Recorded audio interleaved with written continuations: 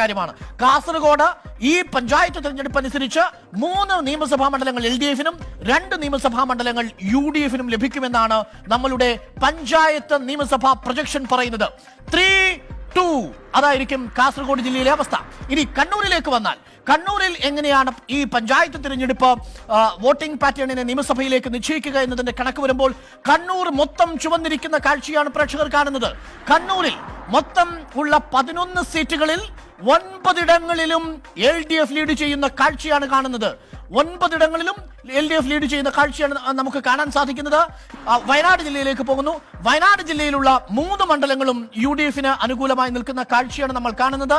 മാനന്തവാടി, കൽപ്പറ്റ, സുൽത്താൻ ബത്തേരി ഈ 3 മണ്ഡലങ്ങളും വയനാട് നിയമസഭാ മണ്ഡലങ്ങളിലെ ഭൂരിപക്ഷം ലേക്ക് വന്നാൽ കോഴിക്കോട്ട് എങ്ങനെയാണ് ഈ പഞ്ചായത്തിലെ ഈ തെരഞ്ഞെടുപ്പ് എങ്ങനെയാണ് മാറിയിരിക്കുന്നത് എന്നതിന്റെ ചോദ്യം നമ്മുടെ മുന്നിലുണ്ട്.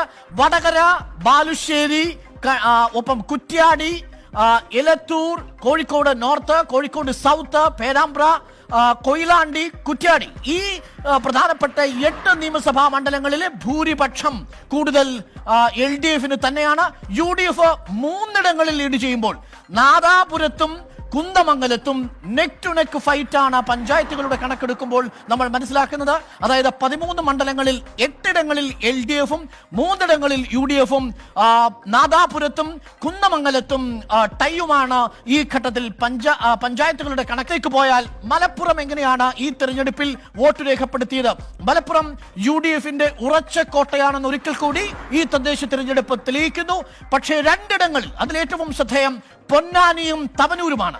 പൊന്നാനിയിലും തവനൂരിലും LDF-ന്റെ ലീഡാണ്. പൊന്നാനി കണക്കുകൾ നമ്മളോട് പറയുന്നു. പാലക്കാട് മൊത്തം സീറ്റുകളിൽ 12 മൊത്തം സീറ്റുകൾ, അതിൽ 9 സീറ്റുകളും LDF-നോടൊപ്പം ഉണ്ടാവും. 9 സീറ്റുകളും പാലക്കാട് LDF-നോടൊപ്പം.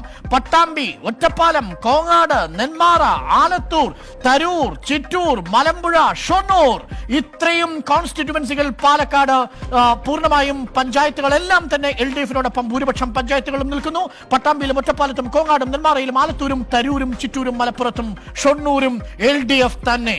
എന്നാൽ മണ്ണാർക്കാടും പാലക്കാട് കോൺസ്റ്റിറ്റ്യുവൻസിയിലും ഈ 2 കോൺസ്റ്റിറ്റ്യുവൻസികളിലും ഇത്തവണ UDF-ന് മേൽക്കൈയുള്ള പഞ്ചായത്തുകൾ ഉണ്ട് എന്നാണ് നമ്മളുടെ കണക്കുകൾ പറയുന്നത്. ഇതനുസരിച്ച് നോക്കിയാൽ 12 ഇടങ്ങളിൽ 9 ഇടങ്ങളിലും LDF-ന് വ്യക്തമായ ലീഡ് ഈ ഘട്ടത്തിലുണ്ട്.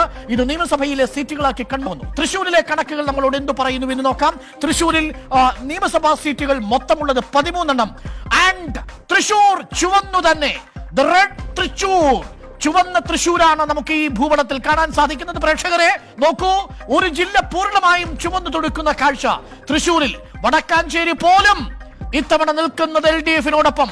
ലൈഫ് മിഷൻ വിവാദമുണ്ടായിട്ടും വടക്കാഞ്ചേരി LDF-നോടൊപ്പം മറിയുന്ന കാഴ്ച.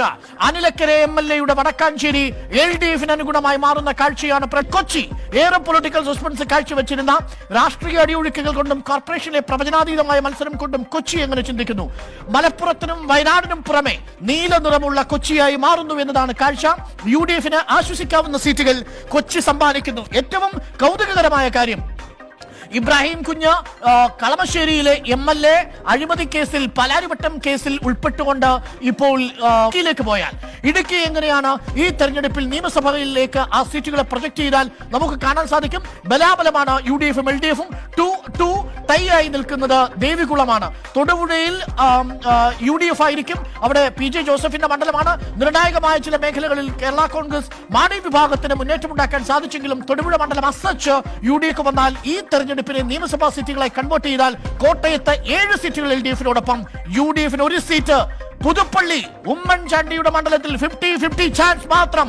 ഉമ്മൻചാണ്ടിയുടെ മണ്ഡലം 50-50 ചാൻസ്. ഒരിക്കൽ കൂടി പറയുന്നു, നിയമസഭയിൽ മത്സരിക്കുന്ന സ്ഥാനാർത്ഥിയുടെ വ്യക്തിത്വം തെരഞ്ഞെടുപ്പിനെ തീരുമാനിക്കുന്നതിൽ പ്രധാനപ്പെട്ട ഘടകമാണ്.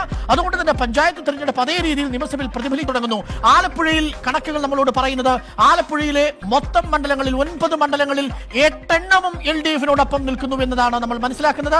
അരൂരും കുട്ടനാടും ചേർത്തലയും അമ്പലപ്പുഴയും ആലപ്പുഴയും കായംകുളവും ചെങ്ങന്നൂരും മാവേലിക്കരയും LDF-നോടൊപ്പം നിൽക്കുമ്പോൾ രമേശ് ചെന്നിത്തലയുടെ മണ്ഡലമായ ഹരിപ്പാട് മാത്രം UDF-നോടൊപ്പം നിൽക്കുന്ന കാഴ്ചയാണ് എത്തുകയാണ്. ആലപ്പുഴയിലും നമ്മൾ പോകുന്നത് പത്തനംതിട്ടയിലേക്കാണ്. പത്തനംതിട്ടയിലേക്ക് എത്തിയാൽ എങ്ങനെയാണ് ഈ തെരഞ്ഞെടുപ്പ് നോക്കൂ.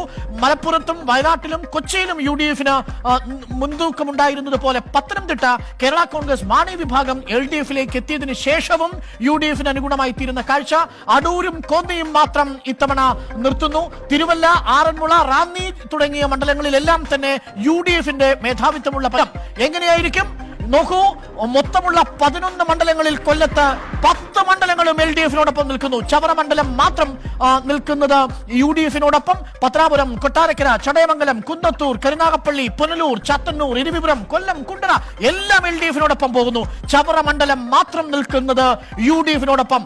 10 LDF, 1 UDF എന്നൊക്കെ നോക്കൂ. പ്രേക്ഷകരിലേക്ക് തിരുവനന്തപുരത്തുള്ള മൊത്തം മണ്ഡലങ്ങളും പ്രേക്ഷകർ ഒറ്റ നോട്ടത്തിൽ നോക്കുമ്പോൾ ചുമന്നിരിക്കുന്നതായി കാണാം.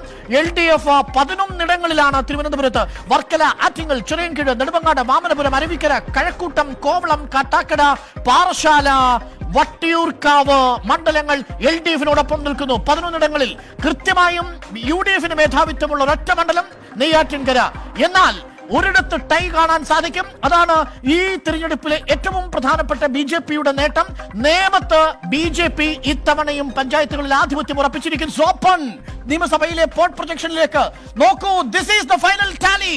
LDF 87 മുതൽ 90 നിയമസഭാ സീറ്റുകൾ വരെ പിടിച്ചേക്കാം. UDF 50 മുതൽ 53 സീറ്റുകൾ വരെ. NDA 1 സീറ്റിൽ പരമാവധി തിരുവനന്തപുരം കൂടി പിടിച്ചേക്കാം എന്നതാണ് കണക്കുകൾ നമ്മളോട് പറയുന്നത്. ഒരിക്കൽ കൂടി പ്രേക്ഷകരോട് പറയുന്നു, നിയമസഭയിലെ സ്ഥാനാർത്ഥി വ്യക്തിത്വം അടക്കമുള്ള വിഷയങ്ങൾ നിയമസഭയിൽ പ്രധാനപ്പെട്ട ഘടകമാണ്. പഞ്ചായത്തുകളുടെ കണക്കുകൾ മാത്രം വെച്ചുകൊണ്ടുള്ള seat projection LDF 87-90. Today is a Pinarayi day. Today is a LDF day എന്ന് ഈ കണക്കുകൾ നമ്മളോട് പറയുന്നു.